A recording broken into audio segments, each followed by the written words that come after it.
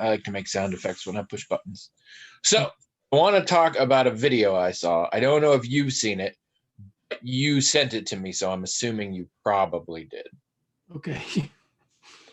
Do you want to explain this video? What video? What is it? It's the Burmese one. It's the Myanmar one.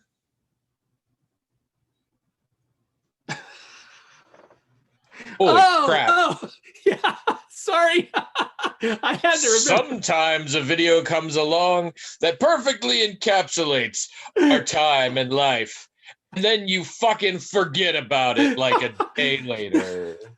The thing is, I've sent a few of these videos to various people about a lot of different things in relation to that part of the world.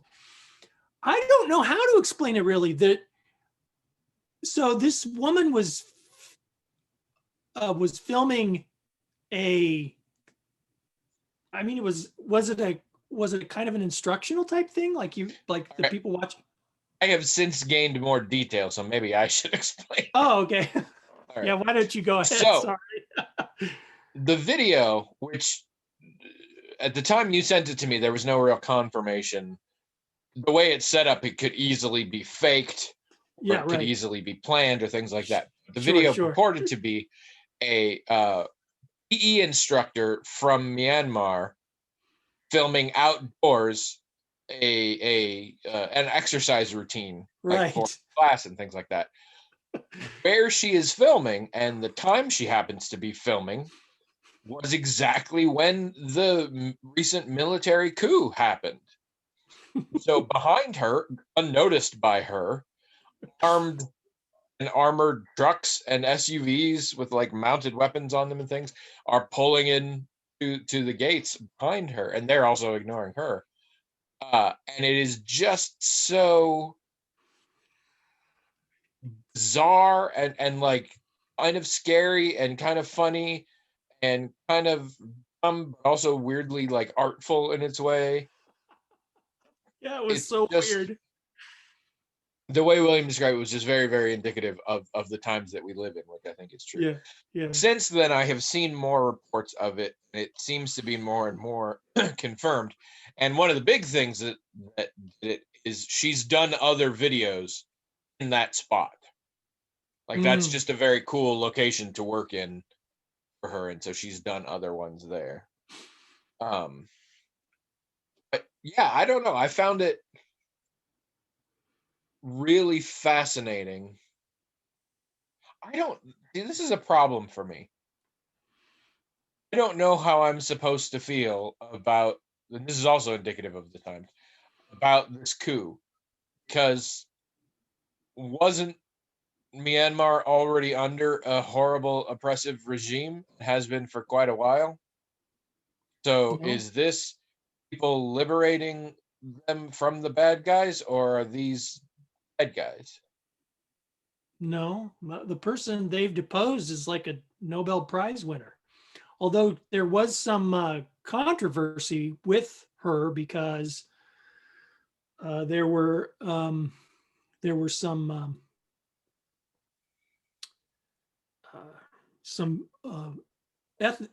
Muslims. I want to say a Muslim group was attacked and Rohingya ethnicity or something like that. Correct, and she received a lot of criticism for not doing enough about it. Not, she didn't like order it or something, but people expected she would do more about it because, as I say, she's a Nobel Prize winner. I wish I had thought about us talking about this, so I might have refreshed my memory on some things. My memory is so terrible lately. Oh my gosh, I can't even tell you. But anyhow, no, they weren't overthrowing what's regarded as an oppressive regime.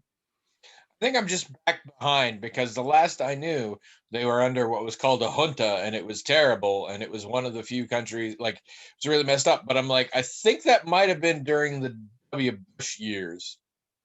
And so it might have gotten better, because I also saw a reference to one of these that this is the same military organization that took power in 2005. So maybe nobody bothered to report that Myanmar was like kind of under a nice government for a while, and I just had no idea. I don't know. Well, again, it's not, I mean, as I said, I think before the oppression of that group, I think people felt like the country was heading in the right direction. This was a very celebrated leader. And what happened recently was they had elections and she was, reinstalled or, reelected or whatever. But I didn't anything about the elections being questioned or contested or anything else. But obviously, these military leaders are insisting that it was fraudulent. And so, they're taking over. I honestly don't know a lot more than that. And I actually could sort of fallen behind on keeping up with Myanmar stuff. So I mean, I'm not even sure if I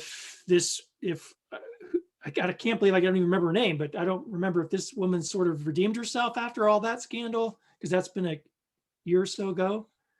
So I'm not really up on what's been going on over there anyway. So when I heard about the coup, because I did like right when it happened, it was breaking news, and some of the news feeds I have are like are news organizations based in that region. So I was seeing it like right as news organizations in the region were getting the news. I was really surprised. But then I asked myself, well, how surprised should I be? I haven't really been paying attention to what's been going on in that country for, at least a year. So I don't know what's going on. I don't know why they might do that. But so very serious, dangerous news item that we don't understand, but funny video. The video was if you so know weird. More details about what's going on in Myanmar, please let us know in the blog, themagicaltalkinghat.com. I feel bad now. I feel like we were unprepared for this because I'm the one who knew it was going to happen. So, well, again, my memory lately has been really awful. The other day, I was in the kitchen and Abby was in there and she was talking about a person. Doesn't matter who the person is, but she said this person's name, and I said, I don't know who you're talking about. And she said the person's name again. And I said, I don't know who that is. It was me. And then she said who it was, like some fact about the person that I would know. And I stood there thinking for a second, that person's name isn't X, it's something else entirely. But I wasn't recognizing the words she was saying as the name of that person. Like even when I knew who she was talking about, it seemed weird when she said their name because it didn't seem to go together. Then later, she was talking about this person again and using that name, and it made sense now. And so then I said, did we talk about this person earlier? And it's like I didn't understand why you were calling them their name. And she said, yeah, that happened. So then I tried to remember that moment where we were having that conversation, and I could remember the conversation, but I couldn't remember what I thought she said.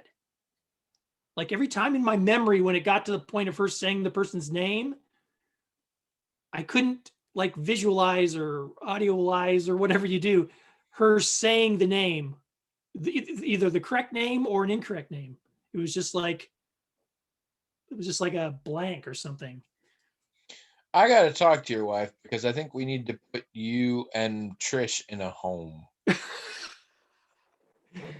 was a new one for me. That's never happened. Well, maybe it has, and I just don't remember. Sadly, I have worse regarding my wife. Oh, it's just so weird. From last night. So, during the week, we wake up at 7:30. It's just, we both happen to wake up at that time. It works good for her getting to work, and I start things, and because in general it's bad if you're in the same bed and one alarm goes off and the other, we wake up at 7:30 on weekdays. At night, I go to bed 11:30. I want to get 8 hours of sleep. Trish goes to bed earlier than that. Often she doesn't go to sleep yet. I have pills to take at night, including some pills to help me sleep. I take them at 9 o'clock because they say do it an hour before bed, but I found it usually takes more like 2 hours for them to really kick in on me. So I take them at 9 and I figure 11:30, I'll start being tired. Pretty consistent. And you know me with my scheduling and stuff, so it's consistent. And I also have to do my daily injection for the diabetes, and I just happen to do that also then. So at 9 o'clock, whatever I'm doing, I go back, I take my last couple of pills, and I stab myself, as I say. So frequently, Trish and I are doing something out here, watching TV, whatever. Eventually, be like, oh, we'll be done. So then she sort of does her own thing while I'm doing something, like I'm playing video games and she's on her tablet or whatever. Often at 9 o'clock, quite often, I would say, I say, 9 o'clock, time to stab myself. Do you want to be tucked in now? I tuck in my wife. And usually she says yes. Sometimes she's like, no, I'm going to hang out for a while. No, that's fine, whatever. And sometimes for whatever reason, she was already back there. Usually, this is what I say. It's 9 o'clock, time to stab myself. Would you like a tuck in? So, yesterday, I don't remember what brought up the topic, but she said, you know what I just recently figured out? And I said, what? He said, you take your last pills at 9 and then come to bed at 11. And I said, yeah. I said, it's not always 11. It's sort of 11 to 11:30. Yeah. She's like, yeah, but you have a schedule. I was like, so you just thought I just sort of did it whenever? I just sort of took my pills whenever I felt like and came to bed whenever I felt like? And she's like, yeah. And I was like, I say it out loud. Like, I know you're not used to paying attention to what time it is because I have broken her. She's never been good with time. I'm so obsessed. This is true. A lot of friends of mine too. They are worse about time and scheduling because of me, because I pick up so much slack, whether they want me to or not. But like, they're atrophying.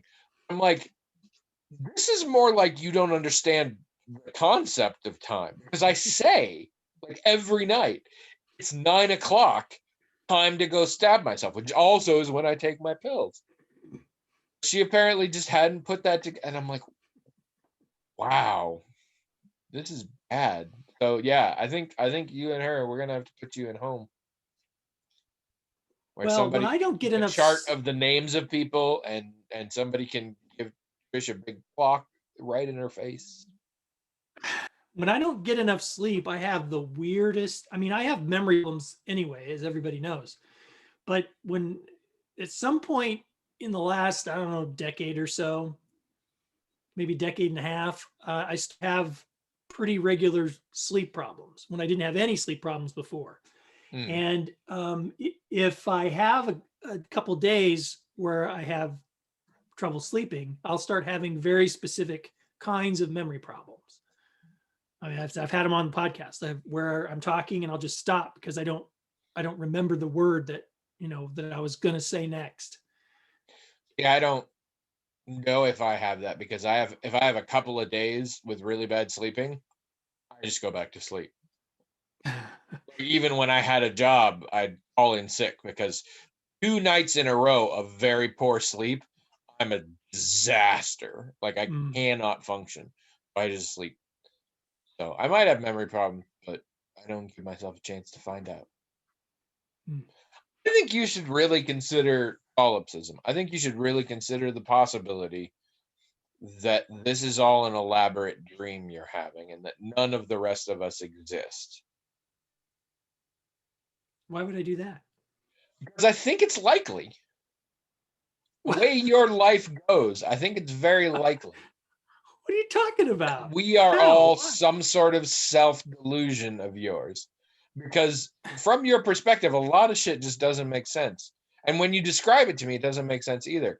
And I think it's a lot of it follows sort of dream logic. I think we might all just be in your head. No. Okay. I mean, it's just a theory. What would I know? I'm just in your head. I just don't. I mean, I'm a pretty creative person, but I just don't think I could make you up. There's a point. God, how many cats do I own? I mean, the answer is none. How many cats own me? All right.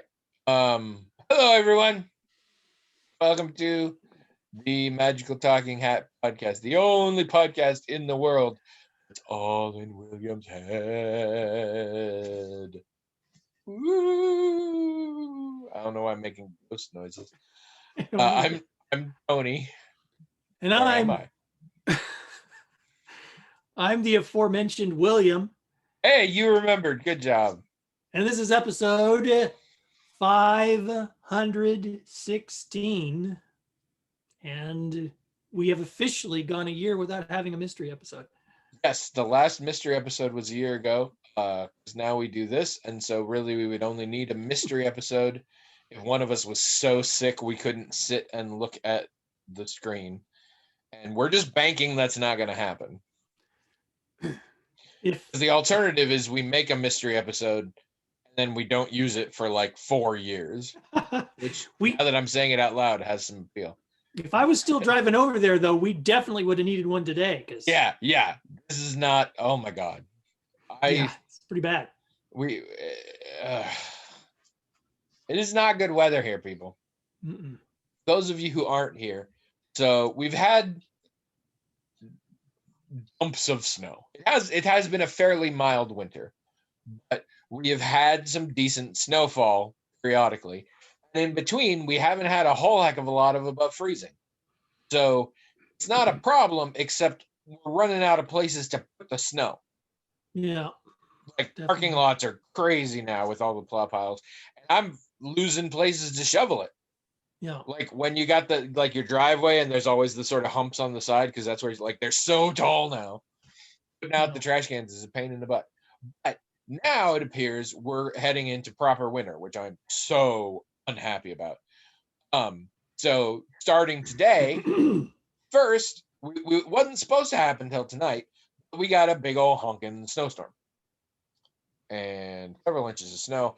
I was out in the middle of it, which was terrible. It was sideways snow.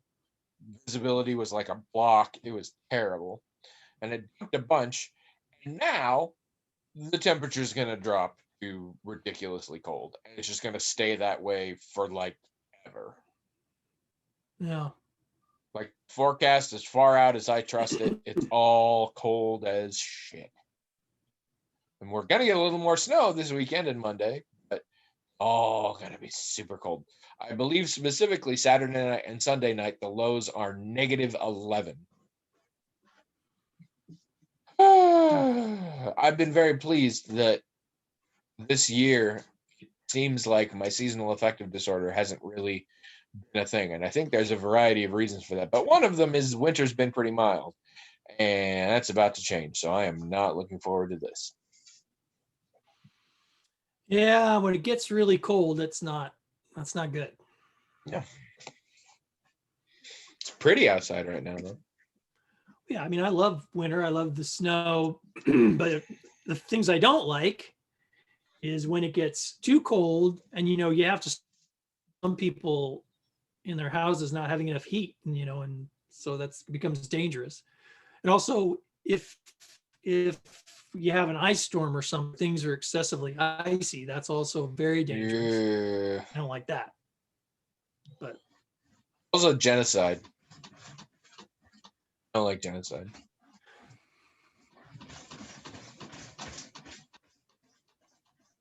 Interesting time to be silent. William, unwilling to come out on either side of the fence vis-a-vis genocide. Noise was one of my cats deciding to be the litter box police. He likes to be over there and everything's not quite right, so he has to work at it. So, once again, William may or may not be in favor of genocide. Anyway, how was your week? It's good. Still playing the game. We've only got Spider-Man game? No, the game with Dave. Oh, Maybe okay, we okay, did. okay, okay, okay. That's fun. Not very many left. I decided I was going to put my the little gingerbread man or gingerbread person game that I sort of tried to make on my website so people could like have a look at it Mm. without having to ask me for it. So then they'll feel on the spot to say something to me about it. If I tell people it's out there, they can just look at it and they can pretend they never saw it if they think it's terrible. Oh no, we've already scheduled a private meeting to just rip it to shreds. But we won't have to tell you about it. It's not all out there yet, but with the I was trying to rush to get it done before this, but it didn't work. So I have to keep working at it, and then it'll be out there probably, well, I don't know, tomorrow sometime. So go to aethertheater.com / gingerbread role-playing game that's not done, but mostly done. System agnostic, I think but on the probably first works page, best for Fate / PDF.org. no, just if you go, well, there's no point going there now, but tomorrow I'll or go there now. Monday or whatever, on the front page, there's not on the there's weekend. There's a His whole website's down on the weekend. You can go tomorrow or Monday. I just don't know when I'm going to have it all out there, but the front page has just a bunch of, categories, and you go into the category for games or whatever. There's a bunch of shit on there. Go there as soon as you're done listening here and just look at all the other shit. And by the time you're done, it'll probably be there. There's a lot of stuff there. Maybe there is a lot of stuff there. Some weird short fiction. What else? Some what else awesome films. Seems like we watched some cool stop motion webcomic. I mean, there's not really that much to talk about. I've had a really rough day for my mood. It was really bad, then it improved, and then right before this, it got bad again. Because you were like, "Oh crap, I'm gonna have to go talk to that guy." I get it. No, it's not that. I heard some news. I won't get into the details of it, but it was like very distressing news. Not for me personally, but for somebody else. And so I was, it was the kind of distressing that's like, doesn't make you sad or depressed, but it makes you mad, makes you angry. It's like, why are things like this happening in the world kind of thing? So yeah. But I mean, mostly though, I mean, I have had other bad news this week. Cousin of mine passed away, and some of it was related to COVID. Not all of it. He was already having health problems, as a lot of people who are dying from this disease do. My first cousin, my first cousin too, but once removed, with my mom's first cousin. So we thought he was getting better. Because he was on a ventilator, and then he was off the ventilator, but he didn't make it. So he died the day after his birthday, as a matter of fact. And actually, in a weird coincidence, his parents are also deceased, but they both died in February also. So I thought that was really interesting. But I didn't know him. I mean, as I was telling you, I knew him mostly as I was growing up, because Mom is from Greenfield, Iowa, which was like an hour and a half from where I grew up. So we didn't really see my mom's side of the family that often.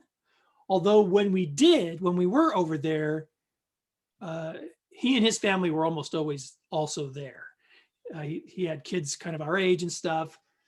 And I didn't just talk to his kids and hang out with his kids. I would talk to him.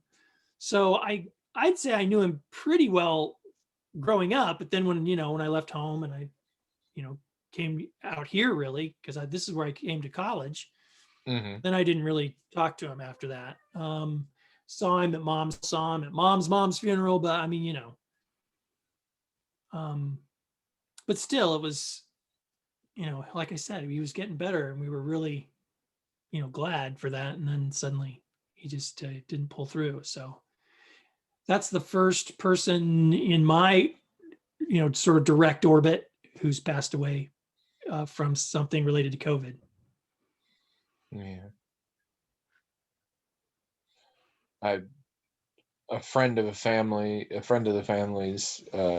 dad got it. Actually, they tested positive for it, and the friend of the family had been visiting them, so they had to get tested, and they came back negative, thank goodness. But then that same day, father died.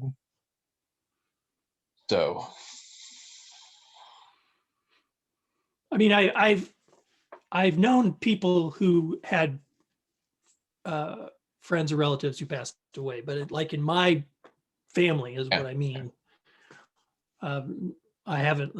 If someone else has passed away and cousins and all that, I haven't heard. This is the first I've heard.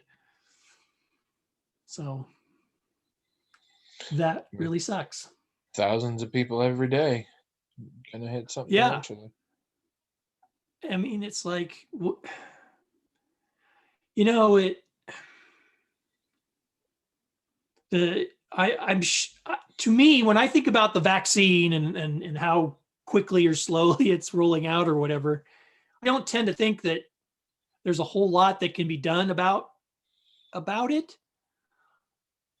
Like it's only going to come out so fast. And there are going to be things that slow it down that seem dumb and unnecessary, to us, but we've all had jobs where dumb, unnecessary things happened and nobody wanted that dumb, unnecessary thing to happen. It just happened.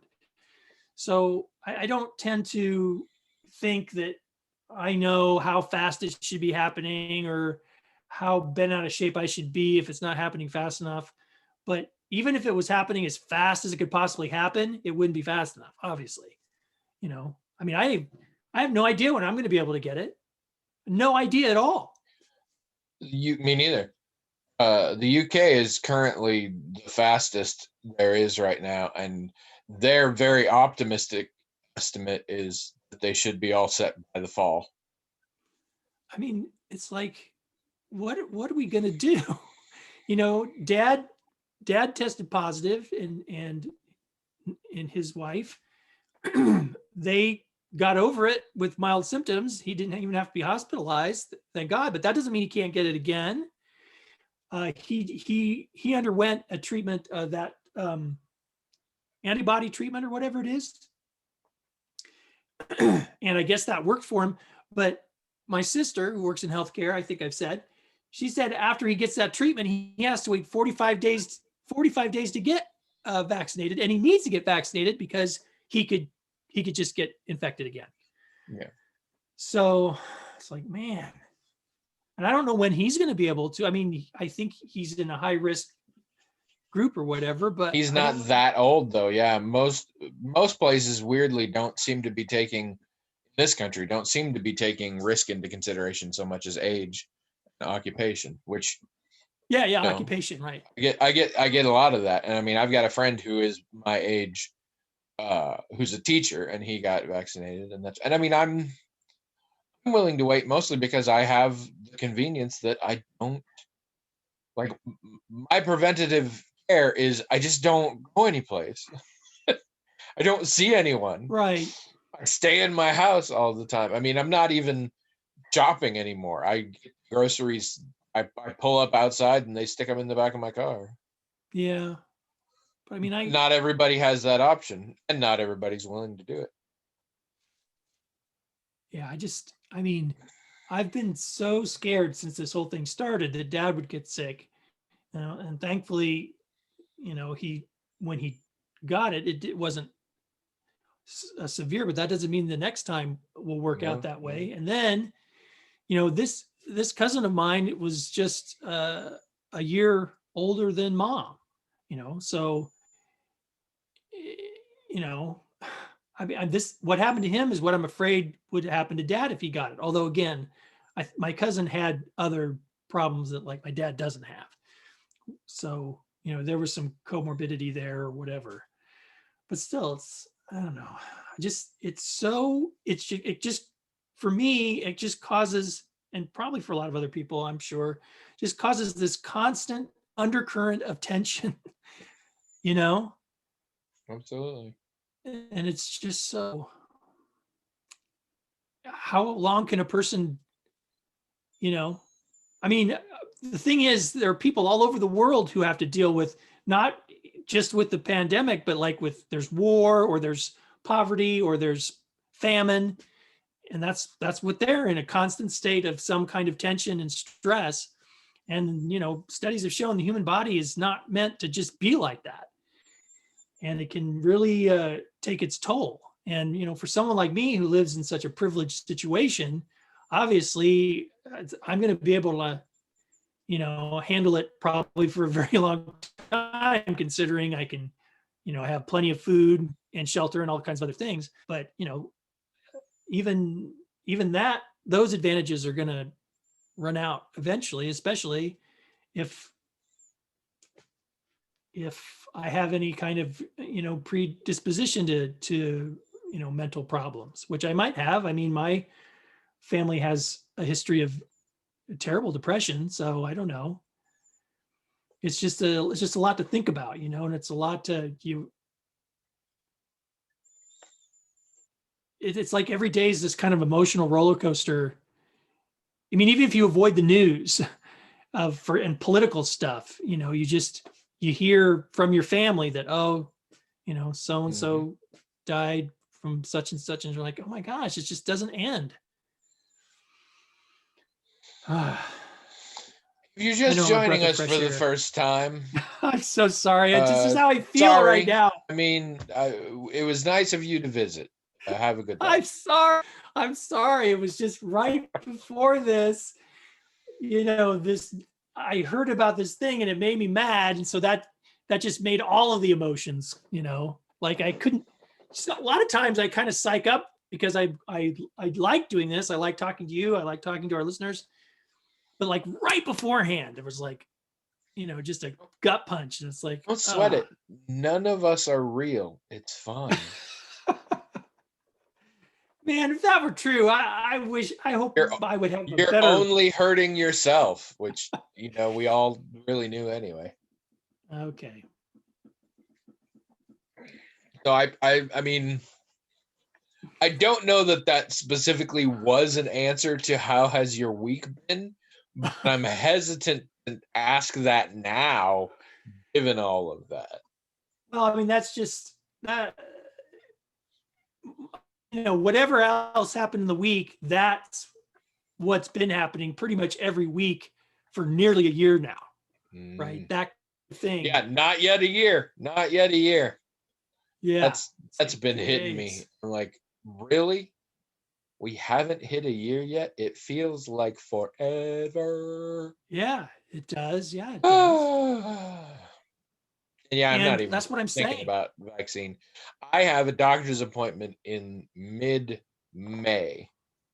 At that time, I figure I'll ask my doctor what's up with the vaccine situation. I'm hoping by mid-May, he at least will have some semblance of how/when I might. I mean, my in-laws got their first dose. I'm very happy about that. And my mom hasn't bothered yet. Again, my mom never leaves her house. So, how's she doing? I mean, I always intend to ask how she's doing, and then I stupidly forget. Sometimes good, sometimes bad. I mean, I'm still not worried about her, but you know, she's still grieving. Still slowly but surely working on getting the house all cleaned up to sell it and move back into the valley. So that's her prime focus these days. Yeah, I mean, like all through the holidays, I was thinking about her because, you know, for obvious reasons, the first holiday season after you lose someone is really rough for you know, most. But well, and his birthday's right in the middle of that. Oh, okay. Yeah. Well, I think about her a lot, even though I forget to ask. He hardly ever thinks of you, so it's fine. How was your week? Talk about something bright and cheery after I brought everybody down. It was okay. Like I said, the depression's kicking in a little bit, but I'm doing things to like keep myself busy and stuff like that. We tried watching 2 new sitcoms that have just come out. I got a lot of buzz about them. One starring Mayim Bialik called Call Me Kat, and one starring Ted Danson and Holly Hunter called Mr. Mayor. Did you hear of either of these? Um, I mean, they sound familiar, I guess. Yeah.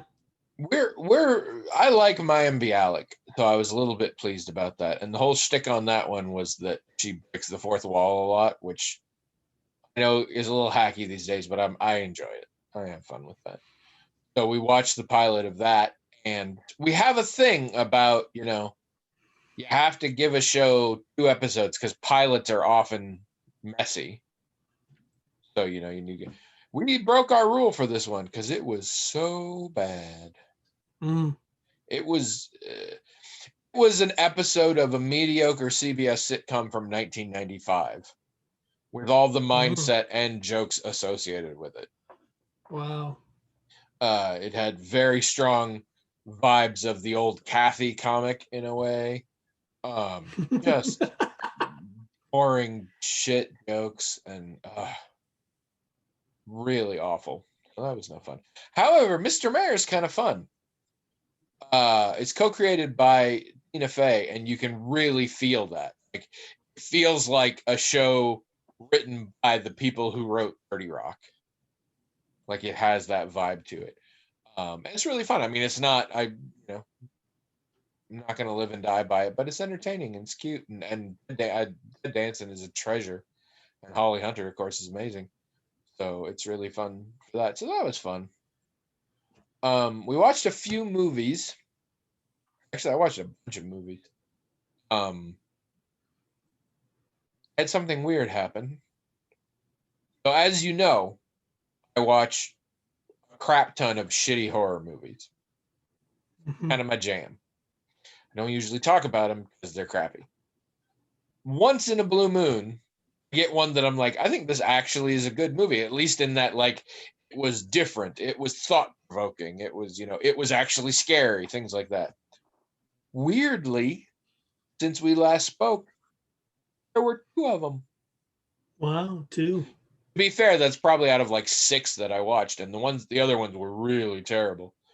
But the night after we podcast last time, the night before, I had watched a movie I think called Followed, that was a YouTube star who was trying to make a name for himself by going to a haunted hotel, and then terrible shit happens, and it was awful. And then I realized that I had been mixing it up with a different movie in my queue that was also about a YouTube star fighting ghosts and stuff. And I was like, what the hell? Let's watch the other shitty one.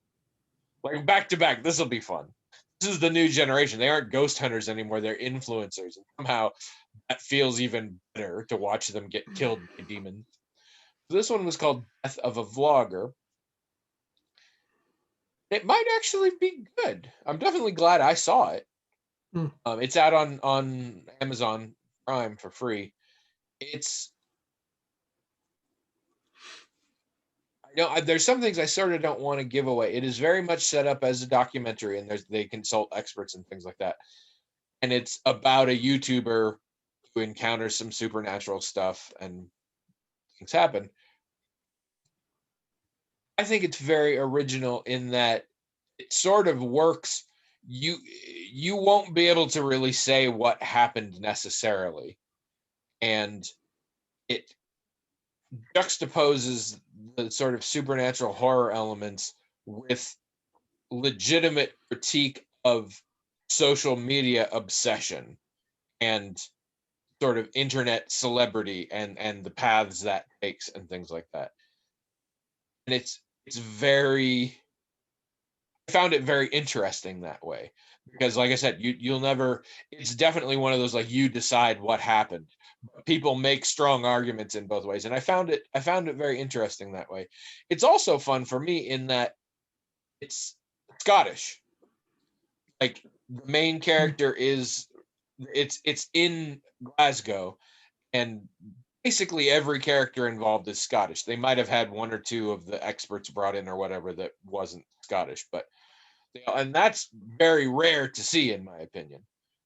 It was weird. I looked it up. So the writer and director and editor, I think, also plays the lead, which on paper, horrible idea. But it was good, and I looked it up, and he's actually directed other things before. So found it weird that he was doing the whole writing, directing, starring thing for this, because I mean, it's low budget stuff. He is a legitimate director of features before. It was interesting. So Death of a Vlogger, you might want to check it out. By you, I mean people. I don't know that William would want to.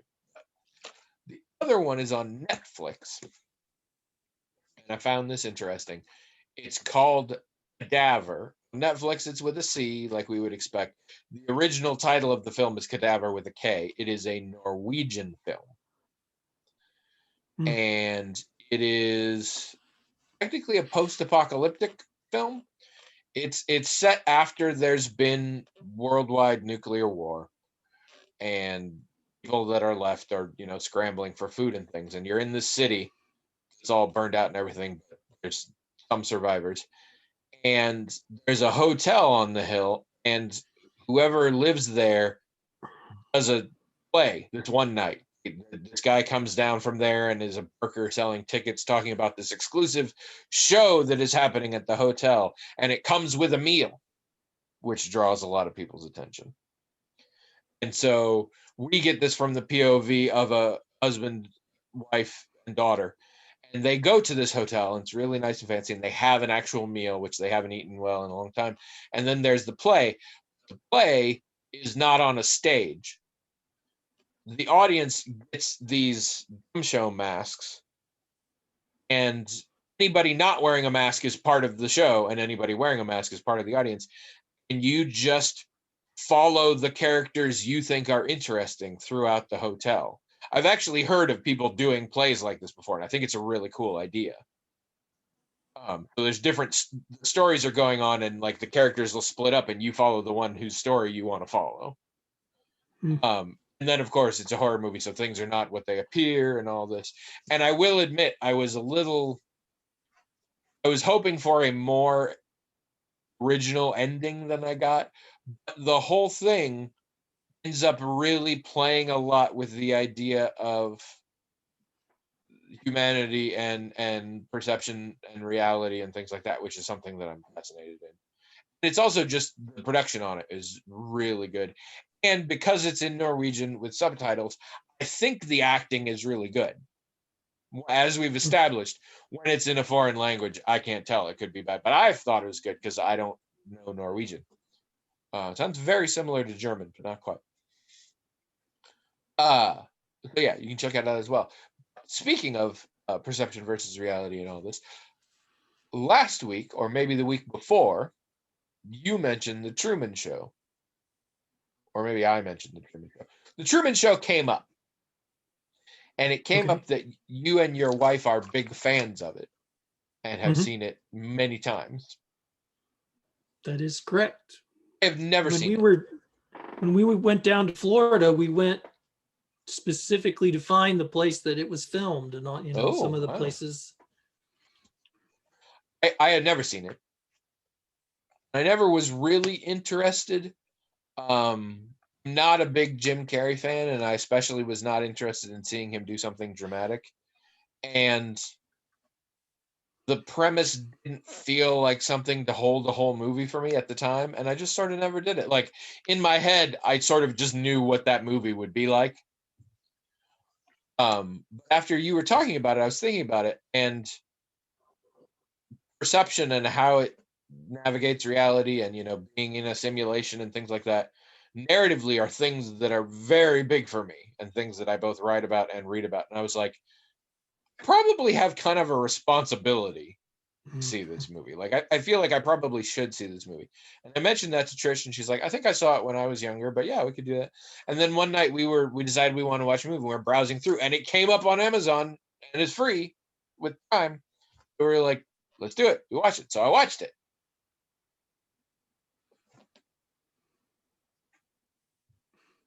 It does it. How was your week? What? What did you think of it, Tony? Oh, you want me to say that? Yes. You don't get how conversation works. Usually I just sit here while you talk and talk and talk and talk. And I just get to sit here and listen. We should at least feign dialogue. Come on. If people see the strings, it's not good. It's interesting. And I'm going to say up front in the conversation that I'm about to initiate here, or that I'm about to force William to initiate, may spoil some stuff from Truman Show. And I have two things to say about that. One, it's almost 23 years old. And two, there's not a lot of surprises in Truman Show. It's not a movie about a guy whose whole life is reality TV, and then he finds out the truth, and then he hangs out in the reality TV some more at the end. It goes how you think it's gonna go, like in broad strokes. Like you don't finish going, wow, I really didn't see the plot going that way. No, like, yeah. So, if you're worried about spoilers for Truman Show, deal. I think it is a good film. I am not sure. I don't want to say it hasn't aged well because it's not like offensive or anything now. And its message is still clear. I think it's a classic. Is I think a very good word for it. I think it was a very big deal for the time, and it was trudging through new territory at the time. I think it doesn't necessarily hold up, and there may be things that have covered this area better since then. It was made at a peculiar time because both obviously technologically, but also socially, what is being dealt with in there has changed drastically. Like, not only obviously is the technology there, this would operate differently, but just the world we've come into where everybody films themselves all the time and stuff sort of changes the focus of how this works. I will say, it being from the late 90s, it treats some really horrific shit with sort of cute little whimsy. And I'm not saying the whole movie should have been a horror movie, but there's some stuff in this that's like, the very ending is fucked up. I'm like, he walks out the door and then the credits go, and I'm like, and he's permanently broken forever. Like, he's institutionalized from now on. And that last line to end, like, there was a very interesting reaction, but like, Harris's character is evil on a scale that we don't deal with. And everybody's cheering at the end. All the people watching at home are cheering, and I'm like, and you were all complicit in his slavery. He had, by all rights, should absolutely hate every goddamn one of you. Like, there's just a lot. There's some serious stuff in there. I also had the problem with the logistics. At the same time as I'm dealing with these ethical issues and not thinking they were necessarily handled well, I'm like, if I was going to buy a baby and imprison it forever and make it think it was in its own little reality the whole time, I would do it way better than these guys do it. Like, there's a lot of mechanisms that could have made this more secure, more interesting, lots of stuff. And not all, even in 1998, it's not all just technological leaps, but just certain aspects. I'm like, and I think I could write the Truman Show much better. And I don't mean the movie. I mean the TV show within the movie has some terrible dialogue that I could have written much better. So there is some weird stuff there, but it's very thought-provoking to the degree that Trish and I talked about it for quite a while afterwards. And it has some really brilliant touches to it. There's a lot. I say it doesn't take some of the horrific elements too seriously, but it does acknowledge them, often in subtle ways, that I found was very interesting. There's a bit when we're going to interview Harris's character, the main guy, Christoph, and the interviewer is like, thank you so much for letting us do this or whatever. I appreciate that this is a rare opportunity because I know how much you value your privacy. And Trish and I independently were just like, and we're not even going to touch on the irony of that statement. There's no way the movie didn't know. Like, that was on purpose. And that was fascinating. The fact that throughout the film, we are seeing people watching the show is brilliant. We get so much perspective from the audience members and their reactions watching it as a soap opera, while also knowing what the reality of it is. And that's really kind of fascinating. Yeah, it's very thought-provoking, but yeah, I think it is a great classic upon whose shoulders others have stood and sort of gone beyond. But I don't know if you have any response to this. It's clearly a treasured film of yours, so I don't know if that makes it difficult to drill down into necessarily. Well, I'm a fan of Peter Weir's in general. I mean, I like this movie. I like Mosquito Coast. I like, Witness was good, I thought. And I think it's hard to really, if a person's never seen the movie before, they're going to contextualize it in modern terms. They're going to see it as like a kind of a commentary on reality television, which I don't think it was so much at the time. No, because it wasn't a thing. We actually went to look up like when those things started, and technically like the Real World had happened, like not even Survivor or anything. So this is before that era. Yeah, I mean, he was riffing on that phenomenon, saying, well, what if we did this? But that was clear. It's just as clear to me, and especially if you're familiar with some of his other work, that was just a framing device, really. But I think a lot of people today they wouldn't be able to help it. They wouldn't be able to help but see it as some kind of a, all about being a commentary on reality television. I want to give him credit for maybe being a little predictive, though. I think maybe he was on. I think maybe he saw something, but no, I agree with you otherwise. Absolutely. I think the reason it resonated with me personally, and I think Abby's the same. I think we both sort of got the same thing out of it, which is one of the reasons why we liked it so much, was because to us, it was a commentary on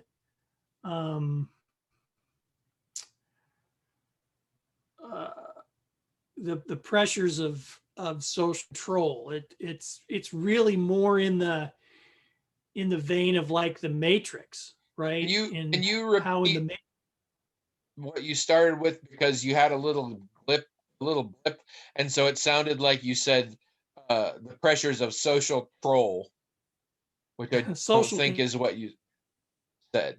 Yeah, social control. It's like in the Matrix, in those parts of the Matrix, we're talking about how the Matrix used to be like a heaven, but humans rejected it, and characters saying that ignorance is bliss. He wants to go back into the Matrix and not remember anything.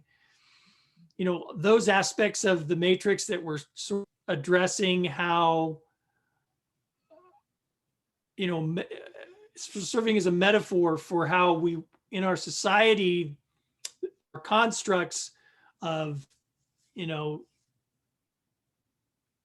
certain norms, but also, we've talked about, euphemisms and all these little ways that hierarchies try to control and succeed in controlling. So while we're watching it, we're paying attention to how he's constantly being told there's nothing else to discover.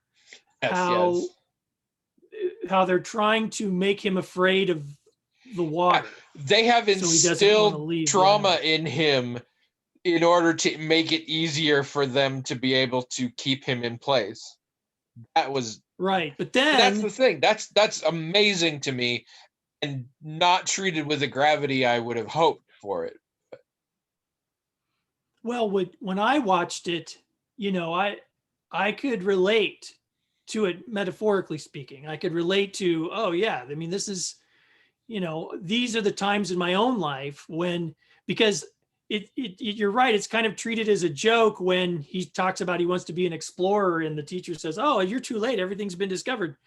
But the fact is, most people who have even just sort of casually mused about the possibility of doing something even a little bit out of the ordinary from what most people do for like work, like, oh, I might write a novel, or I might go out to California and see if I could be an actor or something. People who have those types of thoughts or aspirations they're almost constantly told, no, that can't happen. No, you can't do that. Yeah. And so, it's not like I've had, big aspirations or anything, but at that time, there were I'd had lots of experiences, and Abby had too, of people, being discouraging about things that like neither one of us had ever said we wanted to be an Academy Award winner or anything, but it's just amazing how many things in culture and how many people, people who are supposed to really like you, you'll confess the most modest dream and they'll crush it, And to take a page from what you said talking about gaming before, we are very strongly encouraged to stay in our lane. Often from birth. So well, and of course then it starts to relate to specific cultural roles like gender roles or race types of things. So that's just how we both sort of saw it as a metaphor for a lot of different things like that. And the most important line for me in the whole thing was when Christoph was talking to that woman who called in and was complaining about him being a prisoner or whatever. Yeah. And then Christoph says, look, if his was more than just this vague ambition, he implied that Truman kind of knew he was in a prison or a cage, and he was happy about it, more or less. And I find that the most horrendous, like I find that the most evil line in the whole film, because it's so much, it's not my responsibility. If he wanted it bad enough. Yeah, like I'm just here. To me, it's a weird flip side of people who abuse someone and say, you're making me do this. It's a version of that. It's like, I'm not ruining your life, because if it really mattered, you'd stop me. Yeah. Well, and in the context of the film, it turns out to be true that not true that Christoph didn't bear any responsibility, but it turned out to be. It did matter, and there was nothing that could stop him. Yeah, that arguably he was willing to die, rather than not break free. Right, and again, if you look at it very literally, it's all just horrific or whatever else. But if you're looking at it more metaphorically, and to me, it was very inspiring. And I remember when I watched it, and again, it was reminding me of all the things that I felt like in my own life were artificial constructs to prevent me from my lane, but also, thinking a lot like this character, I don't have to settle for that. I don't, it's Yeah. painful. It's painful and it's awful, and shame on them for doing this. But also, I don't have to just allow it, especially when I do have the support of, I knew Abby at that time, I know my family, and since then, people, I met you and, Jazz, especially since I do have support from people who, aren't, prone to just try to, kick me when I'm down or whatever. Yeah, there's no, and I guess I feel that way about, all of us. I know how hard it is in the world these days, as I was just saying at the beginning of the podcast, but we can all together get this. And the Christophs in our world who like to think that they're in control, or that they should be in control, or that it's and everybody's that they're in control, they're wrong, obviously. And it's hard to fight them, but it's worth fighting them, even if in the end we don't win. It's important to push back, and maybe we will win, or maybe we won't win, but someone after us will win. Yeah. It's all very important. I think this may hit on the thing of you were able to put yourself in the main character's position and empathize well with him, whereas I was not, for a couple of reasons. I mean, in general, I've been one of the lucky ones. I had ridiculously supportive parents, and was, a white guy living on the West Coast in a relatively decent financial situation. I was always told I can be whatever I want and do whatever I want, and I'd be awesome at it. And in fact, later had trauma in my life where I reached adulthood and wasn't suddenly just rich and famous and didn't understand why. But also, it was Jim Carrey. Like, they talk about, like having a main character, you want the neutral mask type because everybody can sort of superimpose themselves upon them, which is why Keanu Reeves makes such a good leading man in these things. And it's why in all the great genre films, the actual hero is kind of boring and flat, whereas the quirky ones are always the side characters. So you put yourself in the role of Luke Skywalker, whereas Han Solo is too interesting for you to necessarily superimpose yourself. And the Pirates of the Caribbean, same thing. Jack Sparrow should be the side character. You superimpose yourself on Orlando Bloom.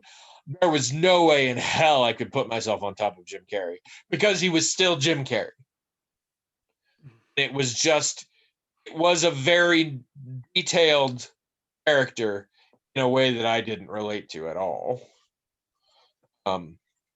I think that was tricky for me. And again, that doesn't stop me from enjoying the movie. And I did enjoy the movie. I think it is worth seeing. But it probably stops me from it resonating in the same way as it does with you. And again, the time, and I saw it at a very particular time, and and at a very particular time in my life. I was recently divorced, and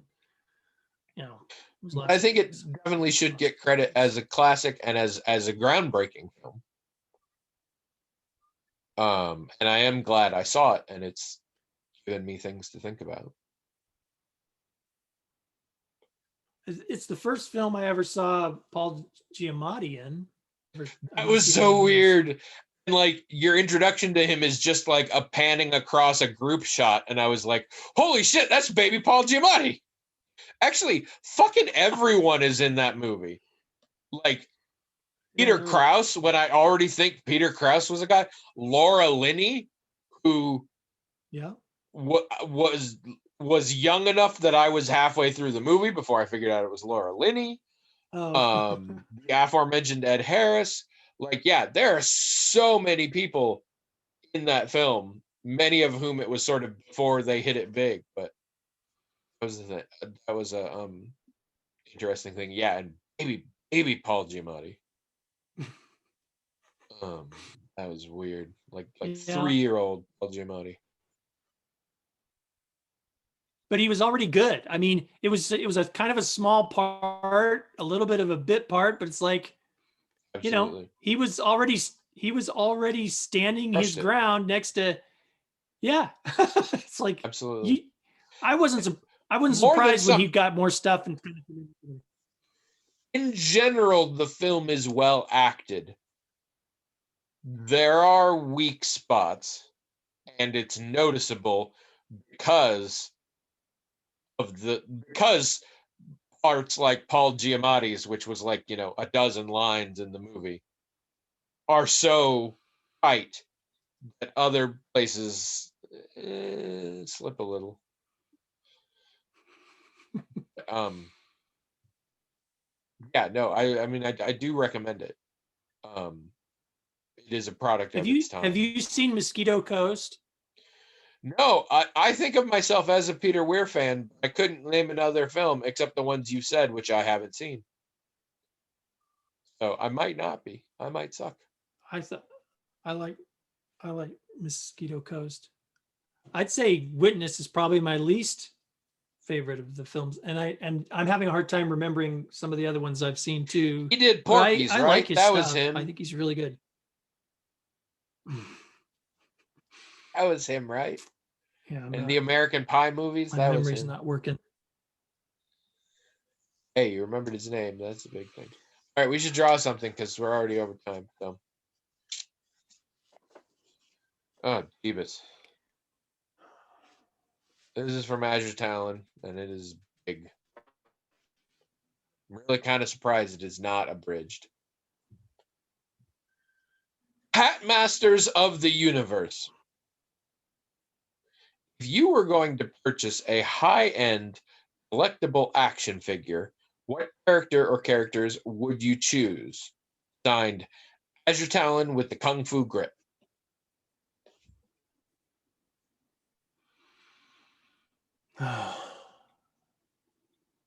That's really hard. I can go first if you want. Yeah. I wouldn't. Never have. Don't. In general, I don't do a lot of collectibles. I especially don't do collectible toys or action figures. I buy plenty of them to enjoy, to play with. Frequently, I buy stuffed animals so that I can snuggle up with them and stuff like that. Like, I don't buy, action figures that I put on the shelves or, every once in a while I look at them like, oh, that would be cool. But no, I don't ever really want any of them. I mean, I don't know if I like gun to my head, I gotta buy one.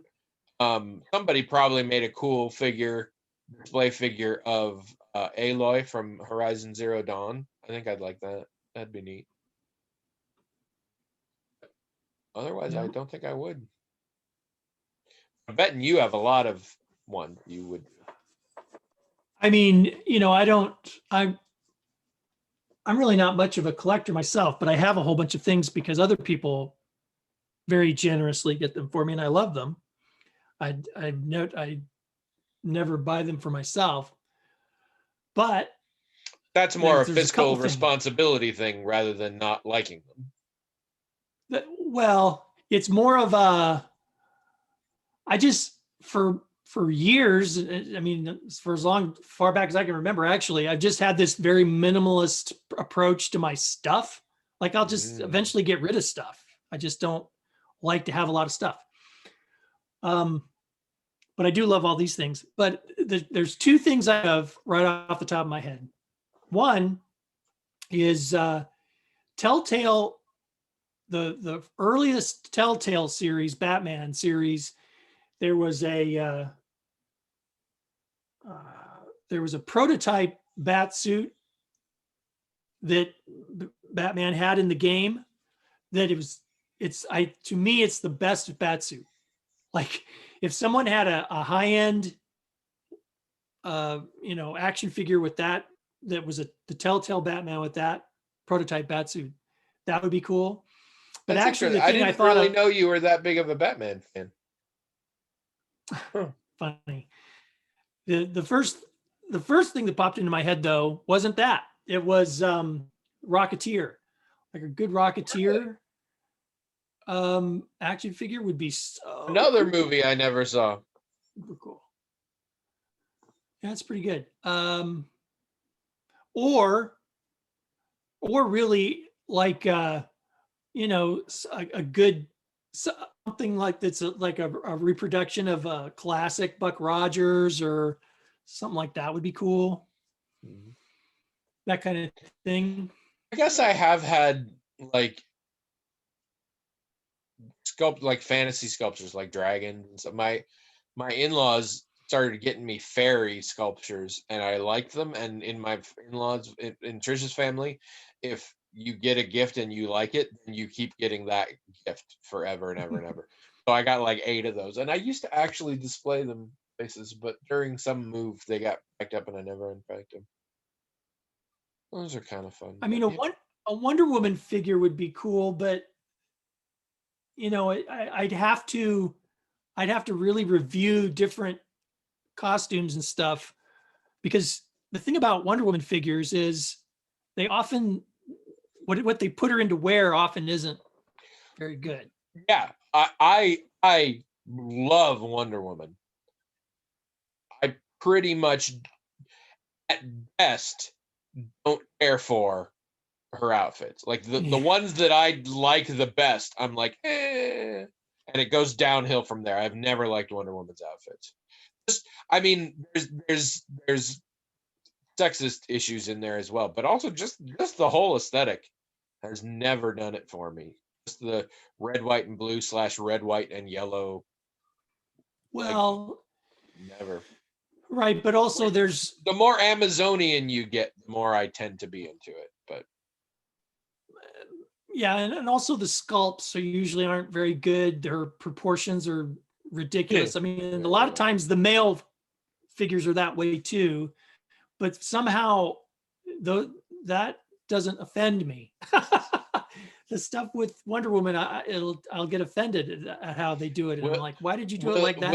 William really likes his Superman with huge tits and long legs.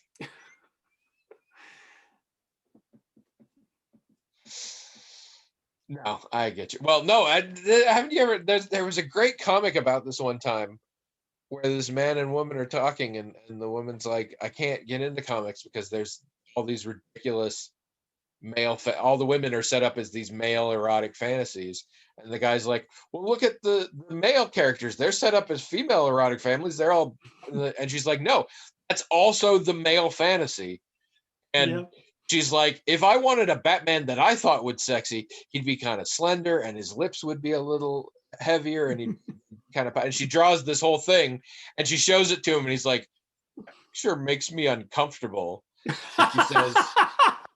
And she says the greatest line. She says, welcome to the background radiation of my entire life.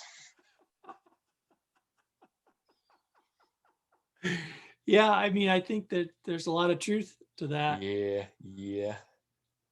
Oh, by the way, we can't say much about this because, first of all, it's a spoilerific thing, so you don't want to. But also, you haven't seen it yet because you have not caved yet and gotten Disney Plus. But you're going to any day now because the Muppet Show. This is weird. I never expected to say this. Disney Plus limited series WandaVision is really good. And it's primarily really good because it's really unusual.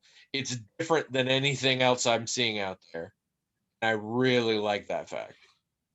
You probably saw this before because I think I had it at work. Oh, yeah. Yeah.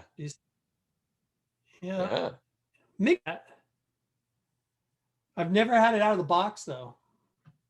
Collectible. That's the one you'd get if you didn't already have that one.